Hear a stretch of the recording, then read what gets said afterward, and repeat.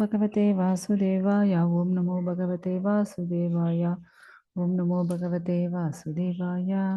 ನಾರಾಯಣೋ ನಮಸ್ಕೃತ್ಯ ನರಂ ಚೈವ ನರೋತ್ತಮಂ ದೇವೀಂ ಸರಸ್ವತಿಂ ವ್ಯಾಸಂ ತತೋ ಜಯೌದೀರ್ಯ ನಷ್ಟಪ್ರಾಯಶಭದ್ರೇಷು ನಿತ್ಯಂ ಭಾಗವತ ಸೇವ್ಯ ಭಗವತಿ ಉತ್ತಮ ಶ್ಲೋಕೆ ಭಕ್ತಿರ್ಭಾವತಿ ನಶಮಂ ಕರೋತಿ ವಾಚಾನುಪಂಗುಂ ಲಂಘಾಯತೆ ಹಿರಿಂ ಯತ್ಕೃಪಾತಮಹಂ ವಂದೇ ಶ್ರೀಗುರು ದೀನತಾರಿಣಂ ಪರಮಾನಂದಮಾಧವಂ ಶ್ರೀ ಚೈತನ್ಯೇಶ್ವರಂ.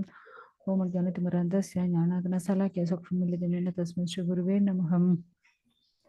ನಮೋ ಶ್ರೀಮದ್ ಕೃಷ್ಣ ಶ್ರೀಮದ್ ಜಯಪದಾವ ಸ್ವಾಮಿ ದೇವ ನಮೋ ದುರ್ಗನಿತವರ್ಗವರತ್ತಮ ನಗರಗ್ರಾಮಧಾರೆ ನಮೋ ಶ್ರೀಮದ್ ಕೃಷ್ಣ ಶ್ರೀಮದ್ ಭಕ್ತಿ ವೇದಾಂತ ಸ್ವಾಮಿ ರಾಮೇ. ನಮಸ್ತೆ ಸರಸ್ವತಿ ದೇವಿ ಗೌರವಾಣಿ ಪ್ರಚಾರ ವಿಶೇಷ ಶೂನ್ಯವಾದ ಭಾಷಾತ ದೇಶಧಾರಣೆ. ಜೈ ಶ್ರೀ ಕೃಷ್ಣ ಚೈತನ್ಯ ಪ್ರಭು ನಿತ್ಯಾನಂದ ಶ್ರೀ ಅದ್ವೈತ ಗದಾಧರ ಶ್ರೀವಾಸದ ಗೌರ ಭಕ್ತವೃಂದ. Hare Krishna Krishna Krishna Hare Hare Hare Rama Rama Rama Hare Hare. Hare Krishna. Shrimad Bhagavatam 9th canto 15th chapter 15th chapter. So ಭಗವಂತ ಅವತಾರವಾಗ ಇರೋ ಮಹಾವೀರ ಪರಶುರಾಮರು. ಸೊ ಅವರು ಪರಂಪರೆ ಯಾವ ಥರ ಬಂತು, ಪರಶುರಾಮರು ಯಾವ ಥರ ಹುಟ್ಟಿದ್ದಾರೆ, ಯಾರು ಹುಟ್ಟಿದ್ದಾರೆ, ಯಾಕೆ ಅವರ ಅವತಾರ ತಗೊಂಡಿದ್ದಾರೆ, ಅದ್ರ ಬಗ್ಗೆ ಎಲ್ಲ ನಾವು ಈ ಅಧ್ಯಾಯಲ್ಲಿ ನೋಡಬೇಕು. ಸೊ ಈ ಅಧ್ಯಾಯ ಪೂರ್ತಿ ನಮಗೂ 41 ಶ್ಲೋಕಗಳಿದೆ. ಸೊ ಎಷ್ಟು ಶ್ಲೋಕಗಳು ಆಗುತ್ತೋ ಅಷ್ಟು ಶ್ಲೋಕಗಳು ಇವತ್ತು ನಾವು ನೋಡೋಣ. ಹರೇ ಕೃಷ್ಣ. ಸೊ ಇಲ್ಲಿ ಬಂದು ನಮಗೂ ಲಾಸ್ಟ್ ಕ್ಲಾಸ್ಲಿ ಏನು ನೋಡಿದ್ದೀವಿ ನಾವು, ಪುರೂರವಸ್ಸು ಗಂಧರ್ವ ಲೋಕಕ್ಕೆ ಹೋಗಿದ್ದಾರೆ. ಊರ್ವಶಿ ಮೇಲ್ಗಡೆ ಅವ್ರಿಗೆ ಅಷ್ಟೊಂದು ಮೋಹ ಇತ್ತು. ಸೊ ಇದೆಲ್ಲ ನೋಡಿದೀವಿ. ಸೊ ಪುರೂರವಸ್ಸು ಮತ್ತೆ ಊರ್ವಶಿ ಇಬ್ಬರಿಗೂ ಬಂದು 6 ಮಕ್ಕಳು ಹುಡ್ತಾರೆ. 6 ಮಕ್ಕಳು ಹೆಸರು ಏನು ಅಂದ್ರೆ ಆಯು, ಶ್ರುತಾಯು, ಸತ್ಯಯಾಯು, ರಯನ್, ವಿಜಯನ್, ಜಯನ್. ಈ ತರ 6 ಮಕ್ಕಳು ಹುಡ್ತಾರೆ. ಮತ್ತೆ ಇಲ್ಲಿ ಬಂದು ನಮ್ಮ ಫಸ್ಟು ಶ್ರುತಾಯುಗೂ ವಸುಮಾ ಅನ್ನೋ ಒಂದು ಮಗ ಹುಡ್ತಾರೆ. ಓಕೆ. ಆಮೇಲೆ ಸತ್ಯಾಯು ಅವ್ರಿಗೆ ಬಂದು ಶ್ರುತಜ್ಞನ್ ಆ ಥರ ಒಂದು ಹೆಸರಲ್ಲಿ ಮಗ ಹುಡ್ತಾರೆ. ರಯನ್ಗೂ ಬಂದು ಏಗನ್ ಮಗ ಹುಡ್ತಾರೆ. ವಿಜಯನ್ಗೂ ಅಮಿತನ್ ಮಗ ಹುಡ್ತಾರೆ.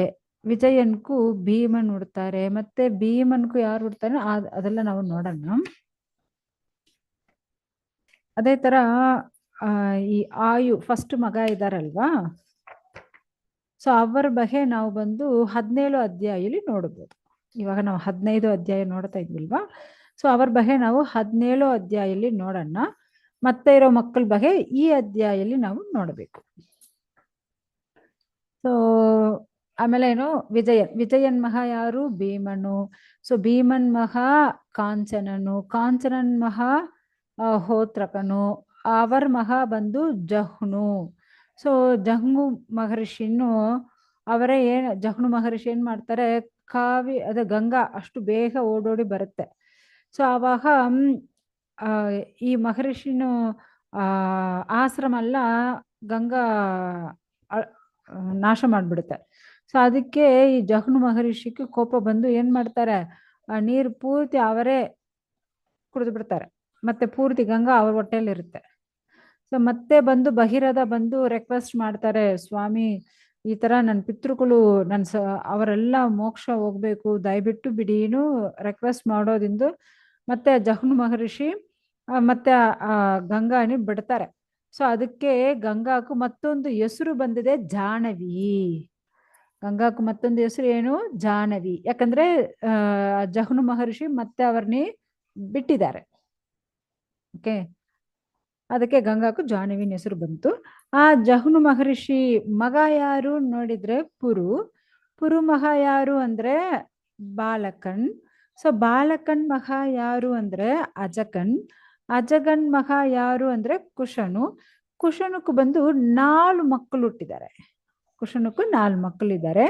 ಯಾರು ಅಂದ್ರೆ ಕುಶಾಂಬು, ತನಯನ್, ವಸು, ಕುಸನಾಭನ್. ಈ ತರ 4 ಮಕ್ಕಳು ಇದ್ರು. ಈ ಕುಸನಾಭನ್ ಮಗ ಯಾರು ಅಂದ್ರೆ ಗಾದಿ. ಮತ್ತೆ ಇರೋ ಮಕ್ಕಳಿಗೆ ಮಕ್ಕಳಿದಾರ ಏನು ಅದ್ರ ಬಗ್ಗೆ ನಮಗೂ ಕೊಟ್ಟಿಲ್ಲ. ಸೊ ಈ ಕುಸನಾಭನ್ ಮಗ ಗಾದಿನ್ ಕೊಟ್ಟಿದ್ದಾರೆ. ನಮ್ಗೆ ಭಾಗದಲ್ಲಿ ಏನಿದೆ ಅದು ಮಾತ್ರ ನಾವು ನೋಡಬೇಕು. ಮತ್ತೆ ಗಾದಿ ಅವ್ರಿಗೆ ಬಂದು ಮದುವಾಗಿ ಅವ್ರಿಗೂ ಸತ್ಯವತಿನು ಒಂದೇ ಒಂದು ಮಗಳು ಹುಟ್ಟಿದಾಳಂತೆ. ಸೊ ಈ ತರ ಮಗಳು, ಅಷ್ಟೊಂದು ಶ್ರೇಷ್ಠವಾದ ಮಗಳು ಯಾರು, ಸತ್ಯವತಿ. ಆ ತರ ಇರುವಾಗ ಒಂದು ಋಷಿ ಬರ್ತಾರೆ. ಯಾರು ಅಂದ್ರೆ ಋಷಿ ಬರ್ತಾರೆ. ಆ ಋಷಿ ಬಂದು ನಿನ್ ಮಗಳನ್ನ ನಮ್ಗೂ ಮದುವೆ ಮಾಡಿ ಕೊಡಿ ಅಂತ ಕೇಳ್ತಾರೆ. ಗಾದಿಕ್ಕೆ ಸ್ವಲ್ಪ ಬೇಜಾರಾಯ್ತು. ಯಾಕಂದ್ರೆ ನನ್ ಮಗಳು ರಾಜಕುಮಾರಿ, ಅವನ ಒಂದು ರಾಜ ಮದುವೆ ಮಾಡ್ಕೊಂಡಿದ್ರೆ ಅವಳ ಜೀವನ ಚೆನ್ನಾಗಿರುತ್ತೆ.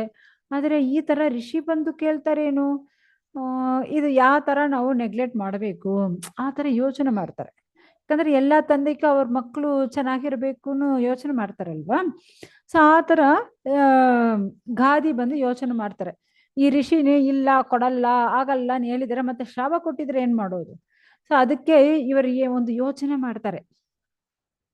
ಆಕ್ಚುಲಿ ನನ್ ಮಗಳು ರಾಜಕುಮಾರಿ ಅಲ್ವಾ, ನೀವು ಬಂದು ಸೀದನ ಕೊಡ್ಬೇಕು. ಈ ತರ ಸೀದನ ಕೊಟ್ಟಿದ್ರೆ ನನ್ ಮಗಳನ್ನ ನಿಮ್ಗೆ ಕೊಡ್ತೀನಿ. ಸೊ ಅದದು 1000 ಕುದುರೆಗಳು ಪೂರ್ತಿ ವೈಟ್ ಆಗಿರ್ಬೇಕು. ಆದ್ರೆ ಒಂದೇ ಒಂದು ಕಾದು ಕಿವಿ ಸಾರಿ ತಮಿಳ್ ಹೇಳ್ಬಿಟ್ಟಿದೀನಿ, ಒಂದೇ ಒಂದು ಕಿವಿ ಮಾತ್ರ ಕಪ್ಪಾಗಿರ್ಬೇಕು ನೋಡಿ. ಪೂರ್ತಿ ಶರೀರ ವೈಟ್, ಒಂದೇ ಒಂದು ಕಿವಿ ಮಾತ್ರ ಕಪ್ಪಾಗಿರ್ಬೇಕು. ಯಾವ ತರ ಕುದುರೆಗಳು 1000 ಕುದುರೆಗಳು ಎತ್ಕೊಂಡ್ ಬರ್ಬೇಕು. ಆತರ ಎತ್ಕೊಂಡ್ ಬಂದ್ರೆ ನನ್ ಮಗಳನ್ನ ನಿಮ್ಗೆ ಮದುವೆ ಮಾಡಿ ಕೊಡ್ತೀನಿ ಏನು ಹೇಳ್ಬಿಟ್ಟಿದ್ದಾರೆ.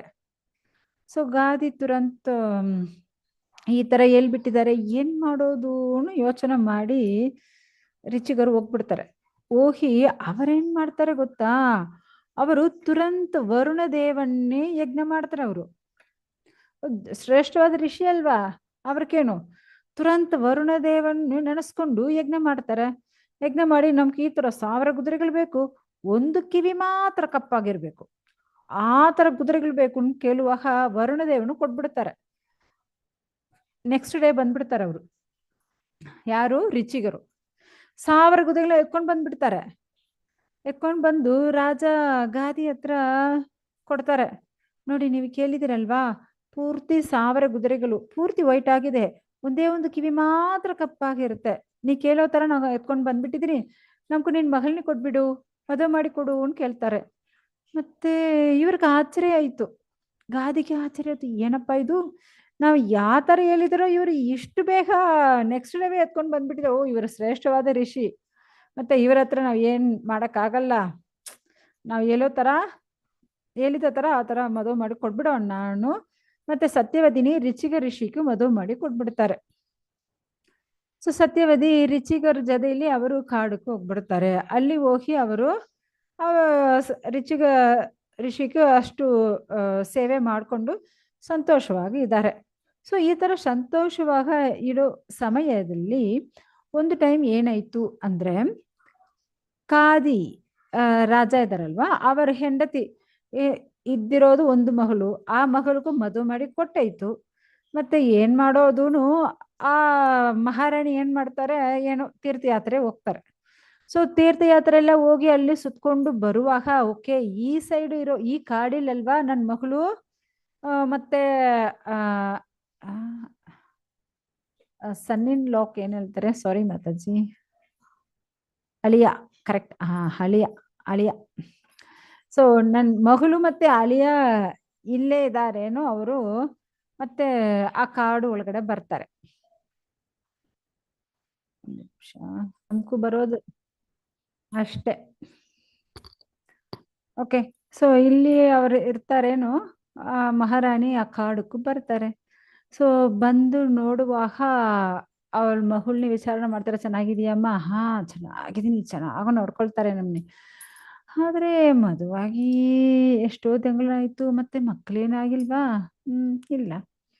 ಮತ್ತೆ ನೀವು ಮದುವಾಗಿ ಇಲ್ಲಿ ಬಂದ್ಬಿಟ್ಟಿದ್ಯಾ, ನಮ್ಗೂ ಮಕ್ಕಳು ಬೇಕು, ನಮ್ಗೂ ಒಂದು ಮಗ ಬೇಕಾಗತ್ತೆ, ಯಾಕಂದ್ರೆ ರಾಜ್ಯ ಪರಿಪಾಲನೆ ಮಾಡಕ್ ಮಗ ಬೇಕಲ್ವಾ. ಸೊ ಅದೇ ತರ ನಿಮ್ಗೂ ಮದುವಾಗಿ ಮಕ್ಕಳೇನಾಗಿಲ್ಲ, ಸೊ ಅದಕ್ಕೆ ನಿಮ್ಗೂ ಒಂದು ಮಗ ಬೇಕಲ್ವಾ. ಸೊ ನಿಮ್ ಯಜಮಾನ್ರು ಋಷಿ ಅಷ್ಟು ದೊಡ್ಡ ಋಷಿ ಅಲ್ವಾ, ಅವ್ರ ಹತ್ರ ಕೇಳೋಣ ನಾನು.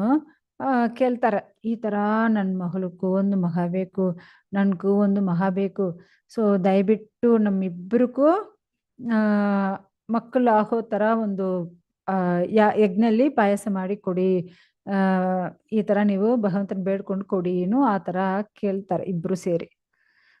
ತಾಯಿ ಮತ್ತೆ ಮಗಳು ಇಬ್ರು ಸೇರಿ ಆ ರಿಚಿಗ ಋಷಿ ಹತ್ರ ಕೇಳ್ತಾರೆ. ರಿಚಿಗರು ಸರಿ ಓಕೆ, ಯಾಕಂದ್ರೆ ಇಷ್ಟು ದಿನ ಸತ್ಯವತಿ ಏನೇ ಕೇಳಿಲ್ಲಂತೆ, ಅಷ್ಟು ಒಂದು ಶ್ರೇಷ್ಠವಾದ ಹೆಂಡತಿ, ಏನೇ ಕೇಳಿಲ್ಲ. ಮತ್ತೆ ಫಸ್ಟ್ ಟೈಮ್ ಈ ತರ ನಮ್ಮ ಹತ್ರ ರಿಕ್ವೆಸ್ಟ್ ಮಾಡಿದಾಳೆ ನಮ್ಮ ಹೆಂಡತಿ.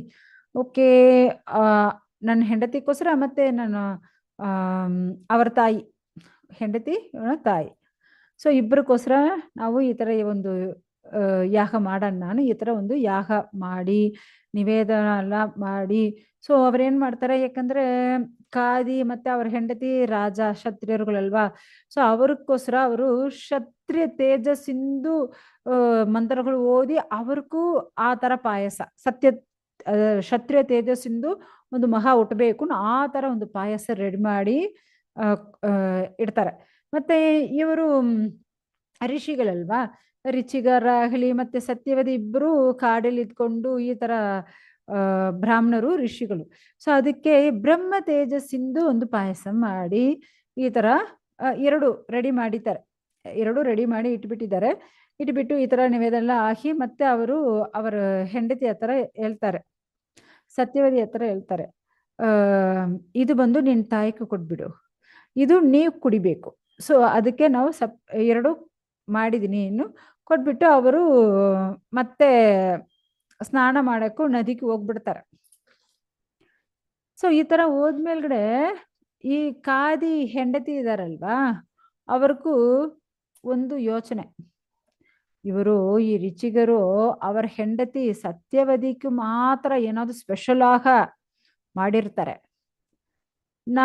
ನಮ್ಗೂ ಆ ತರ ಮಾಡಿಲ್ವೋ ಏನೋ ಆ ತರ ಅನಿಸ್ಕೊಂಡು ಸತ್ಯವತಿ ತಾಯಿ ಏನ್ ಮಾಡ್ತಾರೆ, ಸತ್ಯವತಿ ಹತ್ರ ಕೇಳ್ತಾರೆ, ಸತ್ಯವತಿ ನಿಮ್ಗೂ ಏನ್ ಕೊಟ್ಟಿದ್ದಾರೆ ಅದು ನಮ್ಗೆ ಕೊಟ್ಬಿಡು. ಆ ತರ ತಾಯಿ ಕೇಳ್ಬಿಡ್ತಾರೆ. ಮತ್ತೆ ಏನ್ ಮಾಡೋದು, ತಾಯಿ ನಮ್ಮ ಮನೆಗೆ ಈ ತರ ಅತಿಥಿಯಾಗ ಬಂದಿದ್ದಾರೆ, ಸೊ ನಮ್ಕು ಮಾಡಿದ ಪಾಯಸ ಅವ್ರು ಕೇಳ್ತಾರೆ, ಏನ್ ಮಾಡೋದನ್ನ ಯೋಚನೆ ಮಾಡ್ತಾರೆ. ಆದ್ರೆ ತಾಯಿ ಮೇಲ್ಗಡೆ ಸ್ವಲ್ಪ ಪ್ರೀತಿ ಇರುತ್ತಲ್ವಾ ಮಗಳುಗಳ್ಗೆಲ್ಲ, ಸೊ ಆ ತರ ಸತ್ಯವತಿ ಸರಿ ಓಕೆ ನಮ್ಕು ಮಾಡಿದ ಪಾಯಸ ನೀವೇ ಕುಡಿನೋ ಅವಳಿಗೂ ಕೊಟ್ಬಿಡ್ತಾರೆ. ಮತ್ತೆ ಅವರ ತಾಯಿಗೂ ಮಾಡಿದ ಆ ಪಾಯಸನ ಇವರು ಸತ್ಯವತಿ ಕುಡಿದು ಬಿಡ್ತಾರೆ.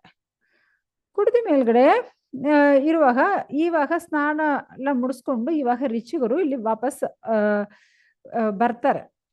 ಬಂದು ನೋಡುವಾಗ ಅವ್ರಿಗೂ ಗೊತ್ತಾಯ್ತು, ಯಾಕಂದ್ರೆ ಅವರು ಅಷ್ಟೊಂದು ಶ್ರೇಷ್ಠ ಋಷಿ ಅಲ್ವಾ, ಅವ್ರಿಗೂ ಗೊತ್ತಾಯ್ತು ಇದೇನಪ್ಪ ಇದು, ನನ್ನ ಹೆಂಡತಿಗೋಸ್ಕರ ಏನು ಬ್ರಹ್ಮ ತೇಜಸ್ಸಿಂದ ಮಾಡಿದ ಪಾಯಸ ಕೊಟ್ಟಿದ್ದೀನಿ, ಆದ್ರೆ ಇವಾಗ ಕ್ಷತ್ರಿಯ ತೇಜಸ್ ಅಲ್ವಾ ನನ್ನ ಹೆಂಡತಿ ಮೇಲ್ಗಡೆ ಕಾಣಿಸ್ತಾ ಇದೆ, ಅದೇ ಅವ್ರ ತಾಯಿ ನೋಡಿದ್ರೆ ಅವ್ರ ಮೇಲ್ಗಡೆ ಬ್ರಹ್ಮ ತೇಜಸ್ ಕಾಣಿಸ್ತಾ ಇದೆ, ಇದೇನಾಯ್ತು ಯಾಕೆ ಈ ತರ ಚೇಂಜ್ ಆಯ್ತು ಅವ್ರಿಗೂ ಏನಾಗಿದೆನಾ ಜ್ಞಾನ ದೃಷ್ಟಿಯಿಂದ ನೋಡ್ಬಿಡ್ತಾರೆ. ಸೊ ಅವ್ರಿಗೆ ಬೇಜಾರಾಯ್ತು, ಏನಮ್ಮ ಇದು ಯಾಕೆ ಈ ತರ ಮಾಡಿದೀಯಾ, ಆಕ್ಚುಲಿ ಅವ್ರಿಗೂ ಕ್ಷತ್ರಿಯ ತೇಜಸ್ಸಿಂದು ಮಾಡಿದ್ದೀನಿ, ಅದು ನೀವ್ ಯಾಕೆ ಕುಡ್ದಿದ್ಯಾ, ಯಾಕಂದ್ರೆ ಯಾಕಂದ್ರೆ ಅವರೆಲ್ಲ ಕ್ಷತ್ರಿಯರುಗಳು, ಅವರು ಅಷ್ಟು ಪರಾಕ್ರಮವಾಗಿರ್ಬೇಕು, ಯಾರೆಲ್ಲ ತಪ್ಪು ಮಾಡ್ತಾರೋ ಅವ್ರಿಗೆಲ್ಲ ದಂಡನೆ ಕೊಡಬೇಕು ಇಲ್ವಾ. ಸೊ ಆ ತರ ಒಂದು ಶ್ರೇಷ್ಠವಾದ ರಾಜವಾಗ ಇರೋ ಅಷ್ಟು ಅರುಕದೇ ಇರೋದು, ಆ ಕ್ಷತ್ರಿಯ ತೇಜಸ್ ನೀ ಕುಡಿದು ಬಿಟ್ಟಿದ್ಯಾ, ಇಲ್ಲಿ ಶಾಂತ ಸ್ವರೂಪವಾಗಿ ಇರಬೇಕು ಬ್ರಹ್ಮ ತೇಜಸ್ಸು, ಎಲ್ಲರೂ ಕ್ಷಮಿಸ್ಬೇಕು, ಎಲ್ಲರನ್ನು ಸಗಿಸ್ಕೋಬೇಕು. ಸೊ ಆ ತರ ಬ್ರಹ್ಮ ತೇಜಸ್ಸಿಂದ ಮಾಡಿದ ಆ ಪಾಯಸನ ನಿಮ್ ತಾಯಿಗೆ ಕೊಟ್ಬಿಟ್ಟಿದ್ಯಾ, ಯಾಕೆ ಈ ತರ ಚೇಂಜ್ ಮಾಡಿದೀರಾ ಅನ್ನೋ ಕೇಳ್ತಾರೆ. ಸೊ ಇವಾಗ ಸತ್ಯವತಿಗೆ ಗೊತ್ತಾಯ್ತು, ಓ ನಾವು ಎಷ್ಟು ದೊಡ್ಡ ತಪ್ಪು ಮಾಡಿದೀನಿ, ಸ್ವಾಮಿ ದಯವಿಟ್ಟು ನನ್ನ ಕ್ಷಮಿಸ್ಬಿಡಿ, ನನ್ನ ತಾಯಿ ಈ ತರ ಕೇಳೋದ್ರಿಂದ ನಾವು ಕೊಟ್ಬಿಟ್ಟಿದೀನಿ, ದಯವಿಟ್ಟು ಈ ತರ ಒಂದು ಕ್ಷತ್ರಿಯ ತೇಜಸ್ ಅಷ್ಟು ಕೊಡೂರವಾಹ ಎಲ್ಲರನ್ನೇ ದಂಡಿಸೋ ಆ ತರ ಒಂದು ಮಹಾ ನಮ್ಗೆ ಬೇಕಾಗಿಲ್ಲ. ದಯವಿಟ್ಟು ನಮ್ನ ಕ್ಷಮಿಸಿ, ಆ ತರ ಒಂದು ನಮ್ಗೆ ಮಹ ಬೇಕಾಗಿಲ್ಲ, ಪ್ಲೀಸ್ ಏನಾದ್ರು ಚೇಂಜ್ ಮಾಡಿನೂ ಅವರು ರಿಕ್ವೆಸ್ಟ್ ಮಾಡ್ತಾರೆ. ಯಾರು? ಸತ್ಯವತಿ. ಆದ್ರೆ ನೀವು ಕೊಡ್ದಿದ್ದಾಯ್ತು.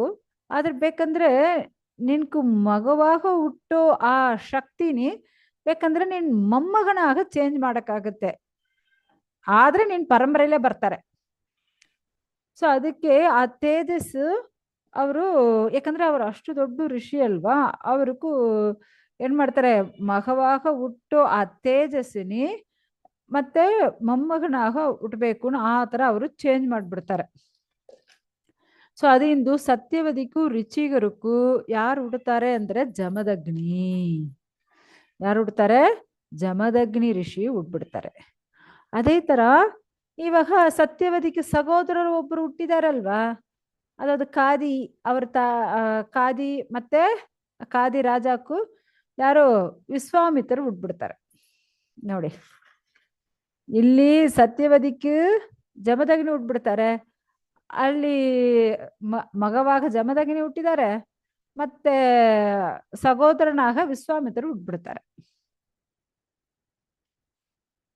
ಆದ್ರೆ ಋಷಿಗರಿಗೂ ಎಷ್ಟು ಒಂದು ಬೇಜಾರಾಗಿದೆ ನೋಡಿ, ಎಷ್ಟು ಒಂದು ಒಳ್ಳೆ ಮಹಾ ಬ್ರಹ್ಮ ತೇಜಸ್ನು ಹುಟ್ಟಬೇಕು, ಅದು ಈ ತರ ಚೇಂಜ್ ಆಗಿದೆ, ಅವ್ರಿಗೂ ಸ್ವಲ್ಪ ಬೇಜಾರಾಯ್ತು. ಮತ್ತೆ ಭಗವಂತ ಏನು ಅನ್ಕೊಳ್ತಾನೋ ಅದೇ ನಡೆಯುತ್ತಲ್ವಾ, ನಾವೇನು ಪ್ಲಾನ್ ಮಾಡ್ತೀವೋ ಅದೆಲ್ಲ ನಡೀತಾ ಏನು? ಏನಿಲ್ಲ. ಸೊ ಅದು ಅವರು ಸಗಿಸ್ಕೊಂಡ್ಬಿಡ್ತಾರೆ. ಮತ್ತೆ ಇವಾಗ ಜಮದಗ್ನಿಗೂ ಮಗವಾಗ ಸಾಕ್ಷಾತ್ ದೇವೋತ್ತಮ ಪರಮ ಪುರುಷ ಪರಶುರಾಮರಾಗ ಹುಡ್ತಾರೆ. ಓಕೆ, ಯಾಕಂದ್ರೆ ಆ ವೀರ್ಯ ಕ್ಷತ್ರಿಯ ತೇಜಸ್ಸು ಅದು ಬಂದು ಪರಶುರಾಮರಾಗ ಹುಡ್ತಾರೆ. ಈ ಸತ್ಯವದಿ ಇವಾಗ ಅವರೇನಾಗ್ಬಿಡ್ತಾರೆ ಅಂದ್ರೆ ಕೌಶಿಕಿ ಅನ್ನೋ ಒಂದು ನದಿ ರಿವರ್ ಆಗ ಅವರು ಚೇಂಜ್ ಆಗ್ಬಿಡ್ತಾರೆ. ಮತ್ತೆ ಜಮದಗ್ನಿ ರೇಣುಕಾದೇವಿನಿ ಮದುವೆ ಮಾಡ್ಕೊಳ್ತಾರೆ. ಈ ತರ ಜಮದಗ್ನಿ ರೇಣುಕಾ ಇಬ್ಬರಿಗೂ ಮದುವಾಗಿ ಅವ್ರಿಗೂ ಮಕ್ಕಳು ಹುಡ್ತಾರೆ. ವಸುಮಾನ್, ರುಮನ್ವಾನ್, ಸುಷೇನ, ವಿಶ್ವವಾಸು, ಆಮೇಲೆ 5th ಮಗ ಯಾರು? ಪರಶುರಾಮರು. ಸೊ ಈ ತರ 5 ಮಕ್ಕಳು ಅವ್ರಿಗೂ ಹುಡ್ತಾರೆ. ಸೊ ಈ ತರ ಹುಟ್ಟಿರುವಾಗ ಸಾಕ್ಷಾತ್ ಭಗವಂತನ ಅವತಾರವಾಗ ಇವ್ರಿಗೂ 5ವ ಮಗ ಪರಶುರಾಮರು ಹುಟ್ಟಿಬಿಟ್ಟಿದ್ದಾರೆ. ಸೊ ನಾರ್ಮಲ್ ಆಗಿ ನೀವು ನೋಡಿದ್ರೆ ಇಲ್ಲಿ ಜಮದಗ್ನಿ ಸ್ವಲ್ಪ ಕೋಪ, ಅವರ ಮಗ ಪರಶುರಾಮರ್ ಅದಿಂದ ಜಾಸ್ತಿ ಕೋಪ. ಕೆಲವ್ರು ಹೇಳ್ತಾರಲ್ವಾ, ಅಪ್ಪ ಇವರು ಕೋಪ ಸ್ವರೂಪಮ್ಮ, ಆ ತರ ಕೋಪ ಸ್ವರೂಪವಾಗಿರ್ತಾರಂತಾರೆ ಪರಶುರಾಮರು. ಸೊ ರೇಣುಕಾದೇವಿ ಎವ್ರಿ ಡೇ ಏನ್ ಮಾಡ್ತಾರಂತೆ, ನದಿ ಹತ್ರ ಹೋಗಿ ಅಲ್ಲಿರೋ ಆ ನದಿ ಓರಲ್ಲಿರೋ ಮಣ್ಣು ಎತ್ತು ಒಂದು ಪಾಟ್ ಕುಟ ಮಾಡಿ ಆ ಕೊಟದಿಂದ ಆ ಪಾಟ್ ಇಂದ ನೀರು ಎತ್ಕೊಂಡು ಬರ್ತಾರೆ. ಇಲ್ಲಿ ಬಂದು ಜಮದಗ್ನಿ ಪೂಜೆ ಮಾಡಕ್ಕೆ ಎತ್ಕೊಂಡು ಬಂದು ಕೊಡ್ತಾರೆ. ಸೊ ಆ ತರ ಕೊಡುವಾಗ ಒಂದು ಟೈಮ್ ಏನಾಗುತ್ತೆ, ಅಲ್ಲಿ ಗಂಧರ್ವರುಗಳು ಅಪ್ಸರಸ್ಗಳು, ಒಂದು ನಿಮಿಷ ಫೋಟೋ ಎಲ್ಲಿ ಹೋಯ್ತು, ಅಷ್ಟು ಚಿಕ್ಕದಾಯ್ತು, ಇವಾಗ ಕಾಣಿಸ್ತಾ ಇದೆಯಾ? ಸೊ ಈ ತರ ಅವರು ಪಾಟ್ ಮಾಡ್ಕೊಂಡು ನೀರು ಎತ್ಕೊಂಡು ಬರ್ತಾರೆ.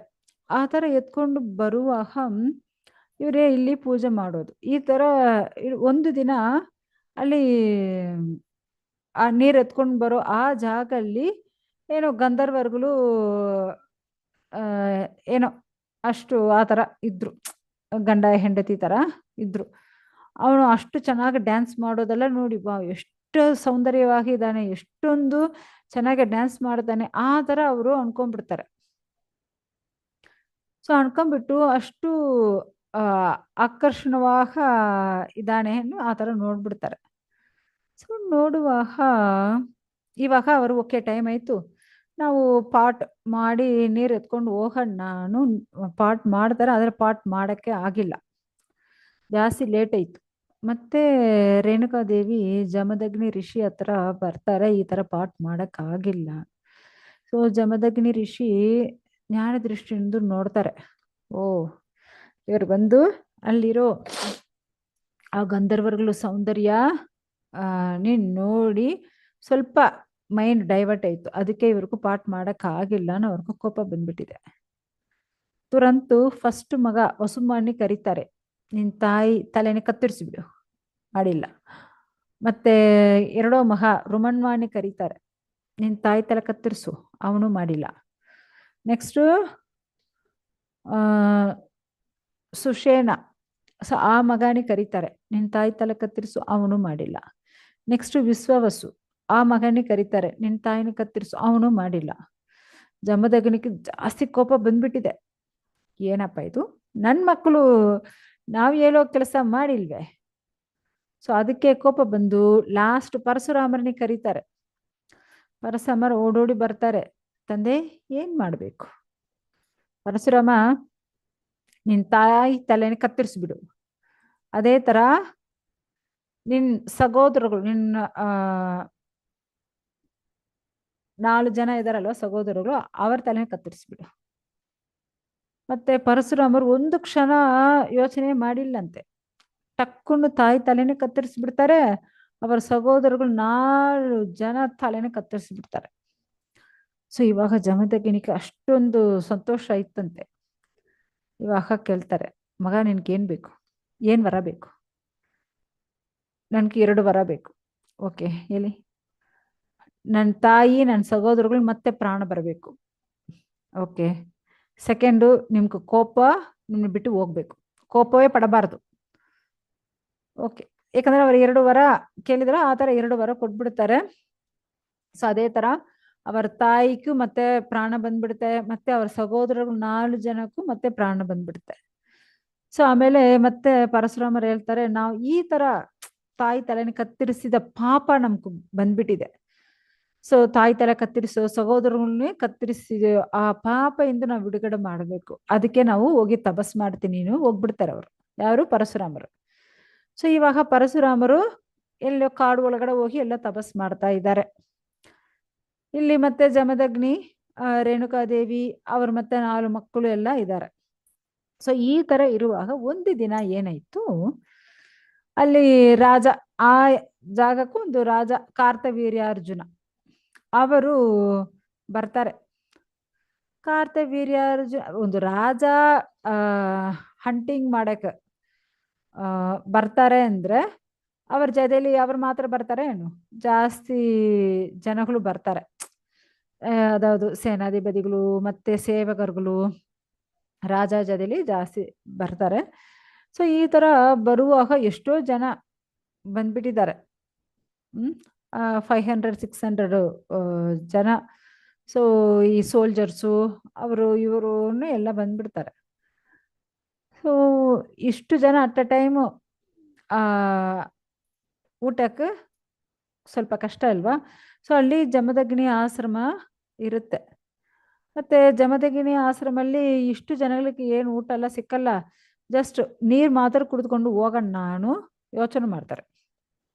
ಅಲ್ಲಿ ಹೋಗಿ, ಋಷಿ ನಿಮ್ಮ ಹತ್ರ ನೀರು ಇದ್ರೆ ಇಷ್ಟು ಜನಕ್ಕೂ ನೀರು ಮಾತ್ರ ಕೊಟ್ಬಿಡು, ಮತ್ತೆ ಇಷ್ಟು ಜನಕ್ಕೂ ಊಟ ಎಲ್ಲ ಕೊಡಕ್ಕೆ ನಿಮ್ಗೆ ಆಗಲ್ಲ, ನೀರು ಅವಾಗ ಜಮದಗ್ನಿ ಹೇಳ್ತಾರೆ, ನೋ ನೋ ಆ ಥರ ಏನಿಲ್ಲ, ನಾವು ಎಲ್ಲರಿಗೂ ಊಟ ಬಡಿಸ್ತೀನಿ, ಬನ್ನೀನು ಕರೀತಾರೆ. ಸೊ ಆಶ್ಚರ್ಯ ಆಯಿತು ಯಾರಿಗೂ, ಕಾರ್ತವೀರ್ಯಾರ್ಜುನಿಗೂ, ಇದೇನಪ್ಪ ಇದು, ಇಷ್ಟು ಜನಗಳಿದ್ದೀವಿ ನಾವು, 500 ಜನಗಳಿಗೆ ಮೇಲೆ ಇದ್ದೀವಿ, ಆದರೆ ಇಷ್ಟು ಜನಗಳಿಗೂ ಊಟ ಬಡಿಸೋಕ್ಕಾಗತ್ತಾ ನೋಡ್ತಾರೆ. ಸೊ ಅಷ್ಟು ದೊಡ್ಡ ಜನಗಳಿಗೂ ಅವರು ದೊಡ್ಡ ದೊಡ್ಡ ಬಾಳೆ ಎಲೆ ಹಾಕಿ ಊಟ ಬಡಿಸ್ತಾರಂತೆ. ಅಷ್ಟು ಅಮೃತವಾಗಿದೆ ಅಂತೆ ಆ ಊಟ ತಿನ್ನಕ್ಕೆ, ಅಷ್ಟು ನೀರು, ಜ್ಯೂಸಸ್ಸು. ಸೊ ಆ ಊಟಲ್ಲಿ ಇದು ಇಲ್ಲ, ಇದು ಏನೇ ಹೇಳಕ್ಕಾಗಲ್ಲ, ಆಲ್ ವೆರೈಟೀಸ್ ಇದೆ ಅಂತೆ. ಇವಾಗ ಕಾರ್ತವೀರ್ಯಾರ್ಜುನ ಆಶ್ಚರ್ಯ ಆಯಿತು, ಇವರು ಕೇಳ್ತಾರೆ, ಋಷಿಗಳೇ ನಿಮ್ಗೂ ಯಾವ ತರ ಇಷ್ಟು ಜನ ಊಟ ಬಡಿಸಕ್ಕಾಯ್ತು ನಿಮ್ಗೂ? ಅವಾಗ ಅವರು ಏನ್ ಹೇಳ್ತಾರೆ, ನಮ್ಮ ಹತ್ರ ಗೋಮಾತಾ ಇದೆ, ಅವರಿಂದು ಏನ್ ಬೇಕಂದ್ರೆ ನಾವು ತಗೊಳ್ಬೋದು. ಸೊ ಹೇಳುವಾಗ ಕಾರ್ತವೀರ್ಯಾರ್ಜುನನಿಗೂ ಒಂದು ದುರ್ಬುದ್ಧಿ ಬಂದಿದೆ. ಸೊ ಈ ತರ ಈ ಗೋಮಾತ ನಿಮ್ಮ ಹತ್ರ ಇರಬಾರ್ದು, ರಾಜನಾಗಿ ಇರೋ ನಮ್ಮ ಹತ್ರ ಇರಬೇಕು. ಸೊ ನಿಮ್ಗೂ ಇದು ಯಾಕೆ ಬೇಕು, ನಮ್ಗೂ ಕೊಟ್ಬಿಡು. ಜಬರ್ದಸ್ತ್ ಬೈ ಫೋರ್ಸ್.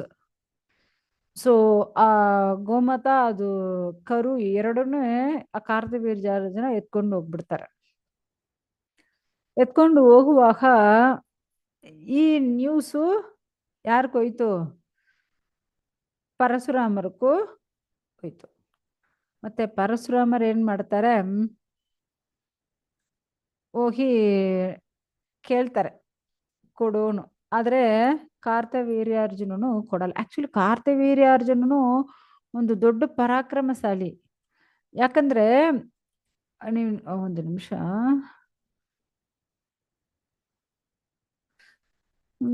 ಕಾರ್ತವೀರ್ಯಾರ್ಜುನನು ನೋಡಿ, ಅವ್ರಿಗೂ 1000 ಕೈಗಳು ಇರುತ್ತೆ.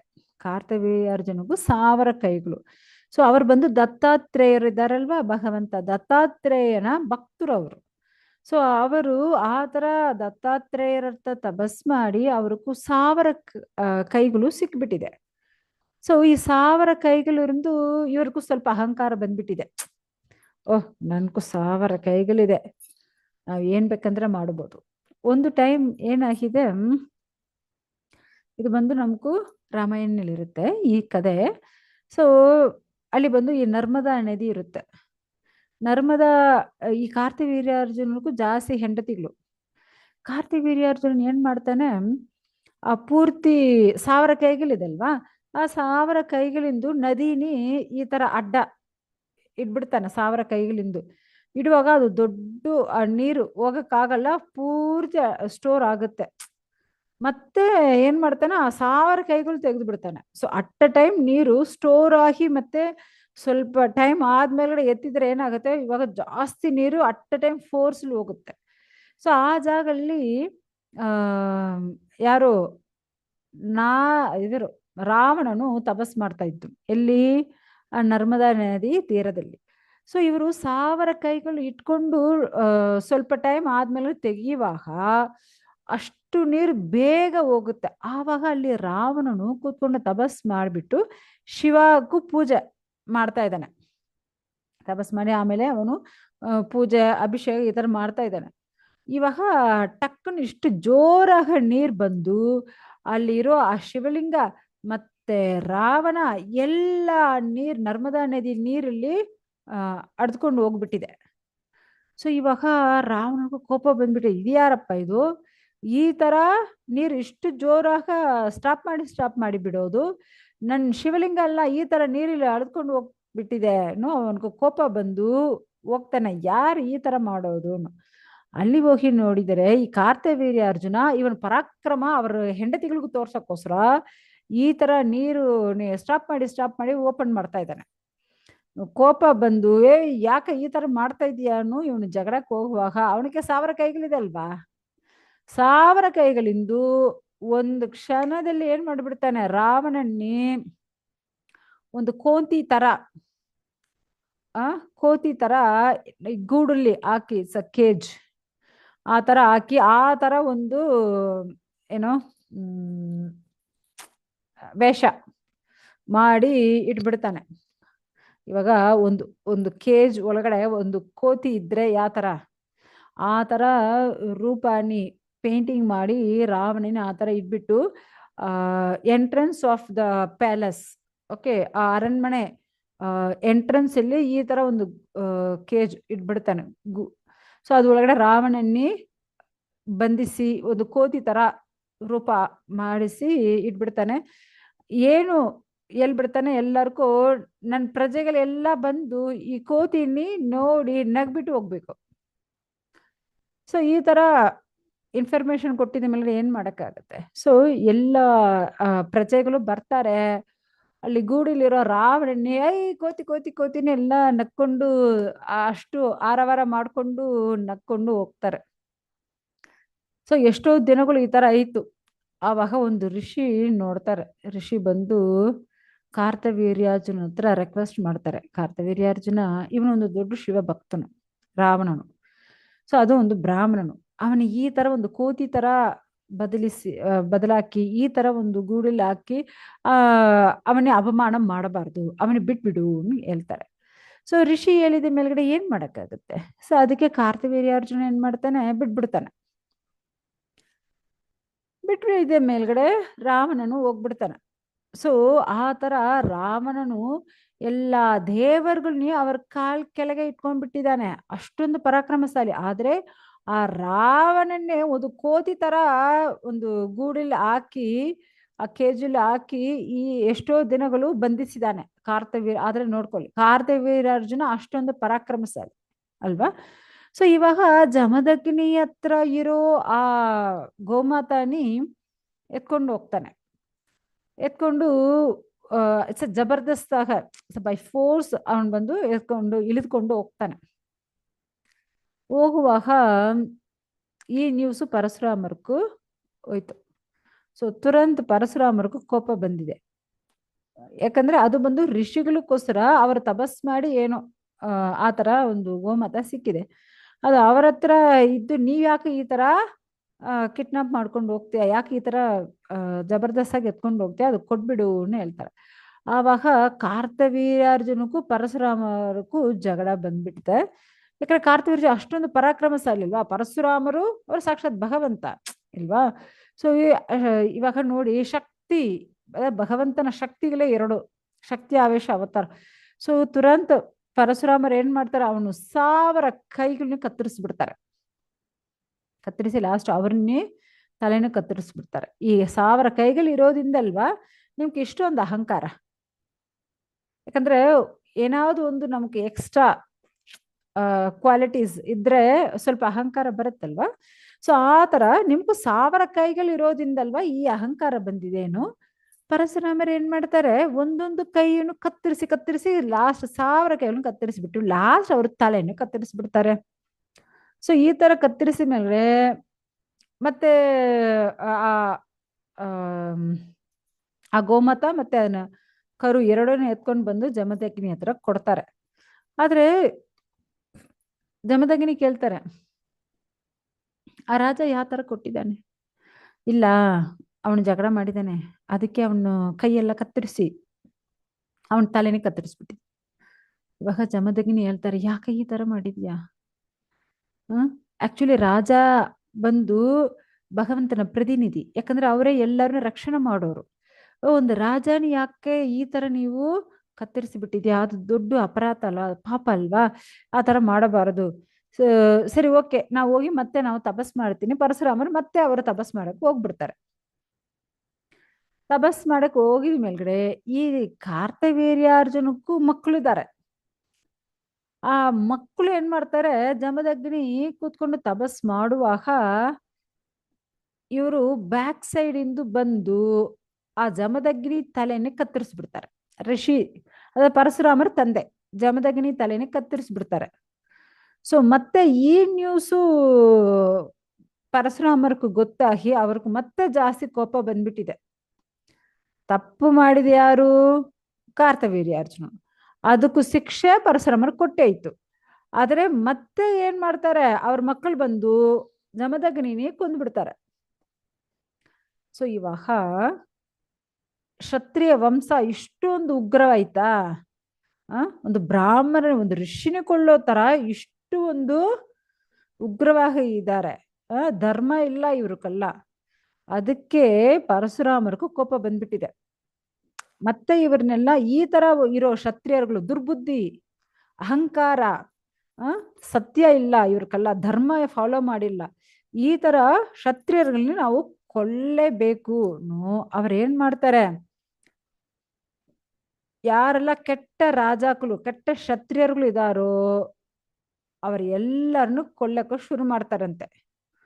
ಪೂರ್ತಿ 21 ಟೈಮು ಭೂಮಿಲಿರೋ ಎಲ್ಲ ಕ್ಷತ್ರಿಯರುಗಳನ್ನೇ ಸಾಯಿಸ್ತಾರೆ. ಸೊ ನೀವು ನೋಡುವಾಗ ನಿಮ್ಗೆ ಗೊತ್ತಾಗುತ್ತೆ ಕಾರ್ತವೀರ್ಯಾರ್ಜುನ ಅಷ್ಟೊಂದು ಪರಾಕ್ರಮಶಾಲಿ, ಆದರೆ ಅವನು ಆ ಅಹಂಕಾರಿಂದ ತೀರೋಗಿದ್ದಾನೆ. ಅವ್ರ ಮಕ್ಕಳು ಈ ತರ ಅಹಂಕಾರಿಂದ ತೀರೋಗಿದ್ದಾರೆ. ಏನ್ ಮಾಡೋದು? ಅದಕ್ಕೆ ನಾವು ಆ ತರ ಅಹಂಕಾರ ಪಡಬಾರದು. ಅಹಂಕಾರ ಬಂದ್ರೆ ನಾಶ, ಅವ್ರ ಮಾತ್ರ ಅಲ್ಲ ಕುಲವೇ ನಾಶ ಆಗುತ್ತೆ. ಸೊ ಇವಾಗ ಪರೀಕ್ಷಿತ್ತು ಶುಕದೇವರ ಹತ್ರ ಕೇಳ್ತಾ ಇದ್ದಾರೆ. ಸೊ ಪರಮ ಪುರುಷನ ಅವತಾರ ಅಲ್ವಾ ಪರಶುರಾಮರು, ಮತ್ತೆ ಅವರು ಯಾಕೆ ಈ ತರ ಕ್ಷತ್ರಿಯರುಗಳನ್ನೇ ಕೊಂದಿದ್ದಾರೆ? ಅದು ಮತ್ತೆ ಮತ್ತೆ ಯಾಕೆ ಎಲ್ಲ ಕ್ಷತ್ರಿಯಗಳನ್ನ ಕೊಂದಿದ್ದಾರೆ? ಏನಾದ್ರು ರೀಸನ್ ಇದೆಯಾ ಏನು? ಅದಕ್ಕೆ ಕೇಳ್ತಾರೆ. ಸೊ ಇವಾಗ ಶುಕದೇವರು ಎಲ್ಲ ಶುರು ಮಾಡ್ತಾರೆ. ಯಾಕಂದ್ರೆ ಕ್ಷತ್ರಿಯರುಗಳು ಶ್ರೇಷ್ಠವಾಗಿರೋರು ಇರ್ತಾರೆ, ಅದೇ ಅಹಂಕಾರ ಎಂದು ಇರೋ ಆ ತರ ರಾಜಾಕುಲು ಇದಾರಲ್ವಾ, ಅವರನ್ನೇ ಕೊಂದಿದ್ದಾರೆ. ಆಕ್ಚುಲಿ ನೀವು ನೋಡಿದ್ರೆ ಇವರು ಬಂದು ಕಾರ್ತವೀರ್ಯಾರ್ಜುನನು ಹೇಯ ರಾಜ. ಅವನು ಸಾಕ್ಷಾತ್ ಭಗವಂತನ ನಾರಾಯಣ ಅಂಶವಾಗಿ ಹುಟ್ಟಿರೋ ದತ್ತಾತ್ರೇಯರು ಹತ್ರ ಪ್ರಾರ್ಥನೆ ಮಾಡಿ 1000 ಕೈಗಳು ತಗೊಂಡಿದ್ದಾರೆ. ಆ ಫಸ್ಟ್ ಅವನಿಗೆ ಅಷ್ಟು ಅಹಂಕಾರ ಇಲ್ಲ. ಯಾವಾಗ ಅವನಿಗೆ 1000 ಕೈಗಳು ಬಂದಿದೋ ಆವಾಗ ಅಹಂಕಾರ ಬಂದ್ಬಿಟ್ಟಿದೆ. ಯಾಕಂದ್ರೆ ಯಾರೊಬ್ಬರಿಗೂ ಜಾಸ್ತಿ ಸೌಂದರ್ಯ ಇದೆಯೋ ಅಹಂಕಾರ ಬರುತ್ತೆ, ಜಾಸ್ತಿ ಐಶ್ವರ್ಯ ಇದೆಯೋ ಅಹಂಕಾರ ಬಂದ್ಬಿಡುತ್ತೆ, ಜಾಸ್ತಿ ಬಲ, ಜಾಸ್ತಿ ಹೊಗಳು. ಸೊ ಈ ತರ ಇರೋರ್ಗೆಲ್ಲ ಅಹಂಕಾರ ಬಂದ್ಬಿಡುತ್ತೆ. ಬಟ್ ಇವನು ಬಂದು ನೋಡಿದ್ರೆ ಇಷ್ಟೊಂದು ಫಲ ದತ್ತಾತ್ರೇಯರಿಂದ ಇವನಿಗೆ ಸಿಕ್ಕಿಬಿಟ್ಟಿದೆ. ಈ ತರ ಸೌಂದರ್ಯ ಆಗಲಿ, ಐಶ್ವರ್ಯ, ಬಲ, ಹೊಗಳು, ಮತ್ತೆ ಸಿದ್ಧಿಗಳು, ಈ ಅಣಿಮಾಲ ಗಿಮಾನ ಸಿದ್ಧಿಗಳು, ಅಷ್ಟಮ ಸಿದ್ಧಿಗಳು, ಸೊ ಈ ತರ ಎಲ್ಲ ಅವನಿಗೆ ಸಿಕ್ಕಿಬಿಟ್ಟಿದೆ.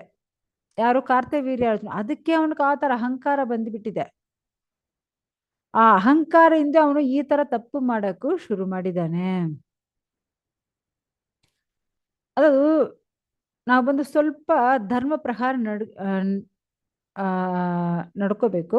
ಅದೇ ತರ ದೊಡ್ಡವರು, ಬ್ರಾಹ್ಮಣರುಗಳಾಗಲಿ, ಋಷಿಗಳಾಗಲಿ, ಸೊ ಅವ್ರಿಗೆಲ್ಲ ಯಾವ ತರ ನಾವು ರೆಸ್ಪೆಕ್ಟ್ ಕೊಡ್ಬೇಕು ಆ ತರ ಕೊಡ್ಬೇಕು. ಅಹಂಕಾರದಿಂದ ಏನಾದ್ರು ಮಾಡಿದ್ರೆ ಅದು ದೊಡ್ಡ ತಪ್ಪಾಗ್ಬಿಡ್ತಲ್ವಾ. ಸೊ ಈ ತರ ಇವನು ಅಹಂಕಾರದಿಂದ ಮತ್ತೆ ದುರ್ಬುದ್ಧಿ ಬಂದ್ಬಿಡ್ತೆ, ಅದಕ್ಕೆ ಈ ತರ ಆಯ್ತು. ಸೊ ಅದಕ್ಕೆ ಈ ಮಹಿಷ್ಮತಿ ನಗರ ನಾಶ ಆಯಿತು. ಮುಖ್ಯವಾಗಿ ನಾವು ನೋಡಿದರೆ ಇವನು ಈ ಕಾರ್ತವೀರ್ಯ ಆ ರಾವಣ ಅಷ್ಟು ದೊಡ್ಡ ಪರಾಕ್ರಮಶಾಲಿ, ಅವನ್ನೇ ಇವನು ಅರೆಸ್ಟ್ ಮಾಡಿ ಇಟ್ಬಿಟ್ಟಿದ್ದಾನೆ ಆ ಮಹಿಷ್ಮತಿ ಆ ಎಂಟ್ರನ್ಸ್ ಪ್ಯಾಲೇಸ್ ಅಲ್ಲಿ.